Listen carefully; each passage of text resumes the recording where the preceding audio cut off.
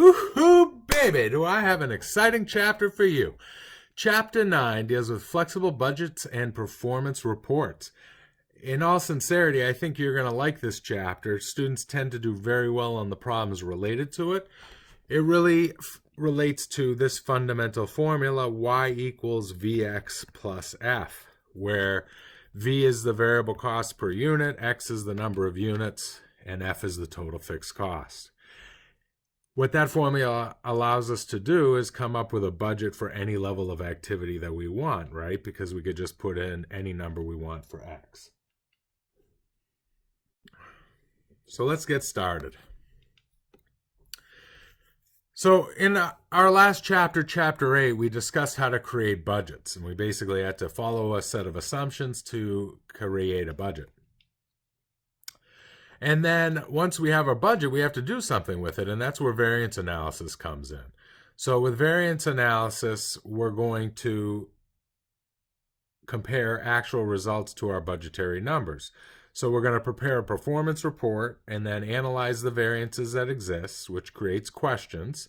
Then we're going to identify root causes that result in those variances, take some actions, and then conduct next period's operations with those corrective actions in place, and then start the process over again. The goal is to continuously improve the business. So let's talk about planning budgets versus flexible budgets. So a planning budget, also known as a static budget, you're going to want to know these vocab differences because you might see some practice problems from other textbooks on Canvas, so it's important that you know the synonyms. So planning budgets, also known as static budgets, are prepared for one single planned level of activity. That's really the budget we were preparing in Chapter 8. We had a set of assumptions based on one level of activity for each period, and then we based all of our calculations for our budgets on that one level of activity. Performance evaluation, though, is difficult when the actual activity differs from the planned activity. Effectively, you're not comparing apples to apples anymore. So as an example, if we were budgeting for a cost such as the cost of gas, and we drove our delivery vehicle for far more miles than we anticipated, obviously the cost for gas is going to be higher than the budget if we drove more miles. However, it may not necessarily be a bad thing that we drove more miles. If we drove more miles because we sold more goods and had to make more deliveries, that isn't necessarily bad. So by just comparing the actual results to the static budget, we may think that, oh, we spent more than we should have, that's a bad thing, without really understanding why we spend more. Did we spend more because gas prices went up, or did we spend more because we sold more goods? I want to be able to know why that variance exists, and that's where the flexible budget is going to come in pretty handy. A flexible budget can be prepared for any level of activity within the relevant range. Remember, the relevant range is the range at which all of the rules for variable and fixed costs hold true. It shows what costs should have been if we had known the actual level of activity during the planning process. In other words, when we were creating our budget, if we had a crystal ball and we could have determined what the actual activity actually would have been, then we would have created the budget based on that number. That's what a flexible budget really is. It's the budget number based on actual activity. It helps managers control costs and improve overall performance evaluation. To get a better understanding of it, we're going to look at my buddy Larry at Larry's Lawn Service. So Larry's Lawn Service provides lawn care in a planned community where all lawns are approximately the same size. At the end of May, Larry prepared his June budget based on mowing 500 lawns. Since all the lawns are similar size, Larry felt the number of lawns would be a good driver for his activity. So here's his planning budget. You can see his revenue is 75Q, where Q is the number of lawns he plans to mow.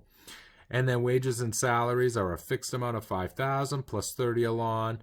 Gas and supplies are $9 a lawn. Equipment is $3 a lawn. Office and shop utilities is a flat $1,000. Office and shop rent, flat $2,000.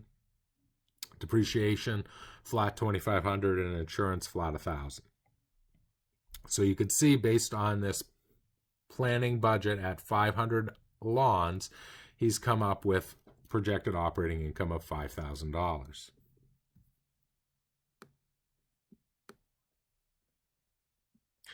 Here are the actual results for our buddy Larry. He's actually mowed 550 lawns and made a net operating income of $6,450.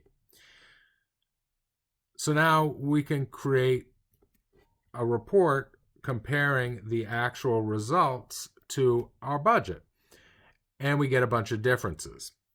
So with our revenue, the actual results were higher than the budget by $5,500, and that gave us a favorable variances. Variances are labeled as either favorable or unfavorable, and you have to determine the right FU. And I'm sure at this point in the class, you've got some FUs for me, but the bottom line is you need to know when it's appropriate to call a variance favorable and when it's appropriate to call a variance unfavorable. I'm not a big fan of take the left minus the right, if it's positive this, if it's negative that. I'm really a fan of using your brain. So do you like revenue?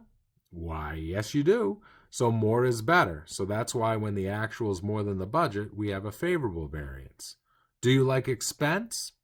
Nope, nobody likes to spend money. So spending more than the budget is an unfavorable variance. Spending less than the budget would be favorable.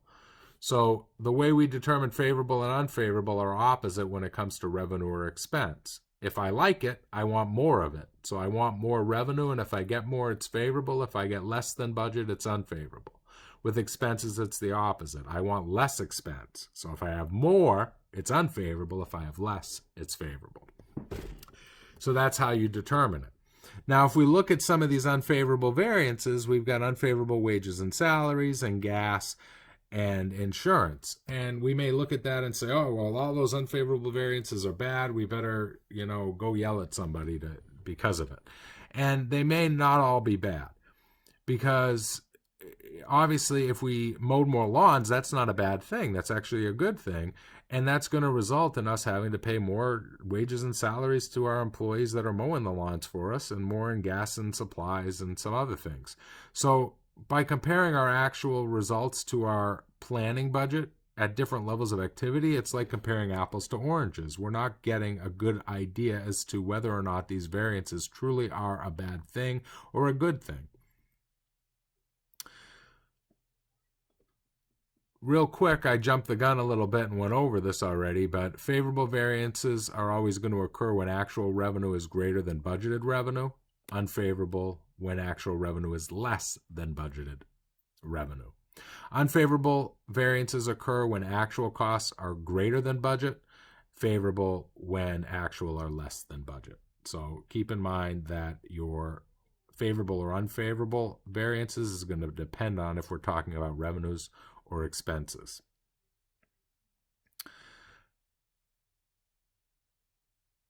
The real question is, since the variances and several costs are unfavorable, does that mean that Larry did a poor job in controlling costs? Likewise, if there are favorable variances, does that mean Larry did a good job in controlling costs? And the answer is, we don't really know based on this performance report. We can't really answer the question because the actual level of activity is greater than the planned level of activity. Therefore, the actual variable costs are likely to be higher than the planned level of costs, regardless of Larry's managerial efficiency. So what's the solution? Well, the solution is going to be to flex our budget to determine what our budget would have been had we known the actual level of activity at the time. So a flexible budget, again, is a budget that's prepared for the actual level of activity. To flex a budget, we need to know total variable costs change in direct proportion to changes in activity, whereas total fixed costs remain unchanged. We learned this way back in the early chapters of the semester. So let's prepare a little flexible budget for Larry. So to prepare the flexible budget, it's quite easy. You just take the actual level of activity and put it in for all the Qs. That's it. So that's why students tend to like this, because to get a planning budget, you put planned level of activity in for X, or in this case, Q. And to do a flexible budget, you just put the actual level of activity in. Really, the hardest part is remembering that planned is based on the planned level of activity, and flexible is based on the actual level of activity. So when we do this, we get our flexible budget, and now we can compare that to actual results. But before we do, let's take a look at this question. What should total wages and salaries costs be in a flexible budget for 600 lawns? So to see if you know how to do it, pause the video. I'll go back here to the screen so you can see the formula for wages and salaries right here. And now figure out what the flexible budget would be if our activity was 6,000 lawns.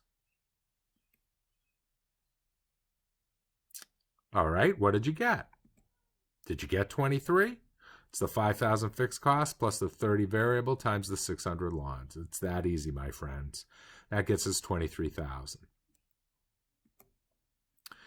So now we're going to calculate a performance report and variances that give us better information than comparing actual budget numbers to planned budget numbers. An activity variance is one that arises solely because the actual level of activity and the planned level of activity are different. This is also known as a volume variance. So we're going to use our flexible budgeting concepts to compute activity variances for Larry. So in order to get activity variances, we compare our flexible budget, which is based on actual activity, the 550 lawns, to our planning budget based on 500 lawns. So you could see as a result of the change in lawns, revenue has a favorable variance of 3750, and then any costs that have a variable component have an unfavorable variance. And the reason is because we increase the number of lawns, costs go up, and when costs are higher than expected, it's an unfavorable variance. But what that tells me is of the total variance, which we'll see the breakdown in a minute, 1,500 of the wages and salaries unfavorable variance is because of a change in activity. So that's not necessarily related to efficiency or Larry's ability to negotiate costs. That's really what we want to know from this. Okay, we want to be able to take our overall variance and break it up into the part that's simply because we mowed more lawns and the part that's related to cost control. Notice that any cost that's entirely fixed has no volume or activity variance. That's important to remember. Fixed costs don't change based on activity, so there will never be a volume or activity variance for fixed costs. There will never be a volume or activity variance for fixed costs.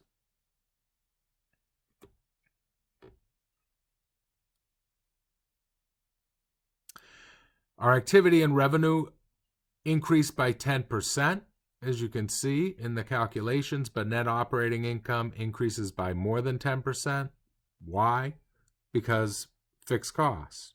So we added 10% in unit sales, which makes all of our variable costs and revenue go up 10%, but any fixed costs stay the same, which results in our operating income going up by more than 10%. 10% would only be $500, and you can see operating income would go up by $1,650 if we mow 10% more lawns.